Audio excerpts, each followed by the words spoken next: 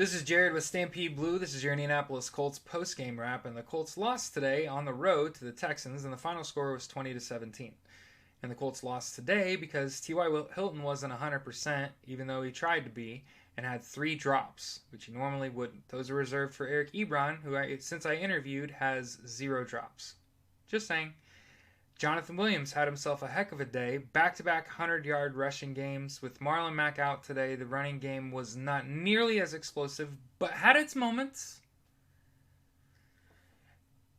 However, the Colts lost today because their cornerbacks were... Basically, their number one quarterback was coming back off injury, Pierre Desir. He was limited, obviously, because he wasn't able to cover DeAndre Hopkins the entire game because Hopkins embarrassed the Colts secondary all game long, and so did Will Fuller.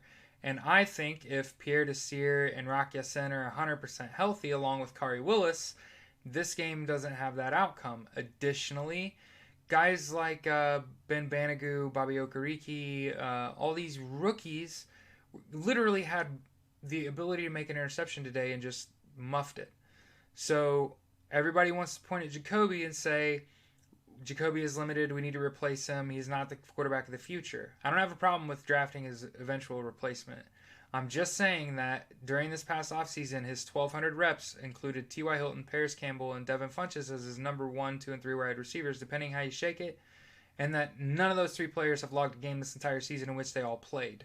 And I think that if he thinks that he is the future quarterback of this team, it's probably better for him to let a play develop so that he can get a meaningful rep in, like throw a ball to Nyheim Hines, who's going to play here, or throw a ball to Eric Ebron because he's going to be here, than throw the ball to a guy like Marcus Johnson or Zach Pascal, guys that literally are about to be replaced by Devin Funchess and Paris Campbell. I understand we're not talking about what happened, but what will. And that's how I prefer to look at it. Similarly, people are going to be upset about the officiating, and I just want to throw my 2 cents in there. First, the booth does not initiate reviews on anything but a scoring down with 2 minutes left in the game. And I understand that that doesn't sit well, but also, I'd rather have them call a fumble recovered by the Colts, forcing the Texans to use a timeout to challenge, than making it unreviewable by calling it down by contact, or that, however they did. So I understand, but that's like a homer call, right? I don't know what an official saw. There's a good chance the official just didn't have a good eye on that. And I think that it's scummy that people are going to say the officials ruined the outcome of the game by not just giving the Colts the ball there. That's crazy. You're on the road. It's the NFL. Come on, let's talk.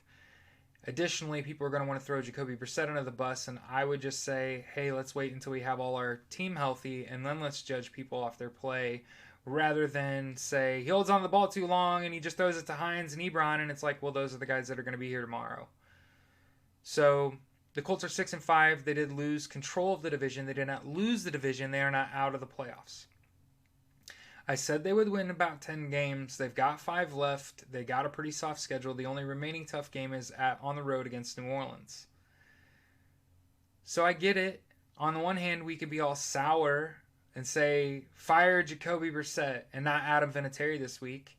Or another game ruined by the officials. Or we could say T.Y. Hilton forced himself to play, had 3 drops on 6 targets, and the rookies dropped 3 interceptions today. The future's bright. I'd rather be happy about that than say anything else. So this has been Jared with Stampede Blue. This is your Indianapolis Colts post-game wrap. Enjoy the rest of your week. We'll see you next week.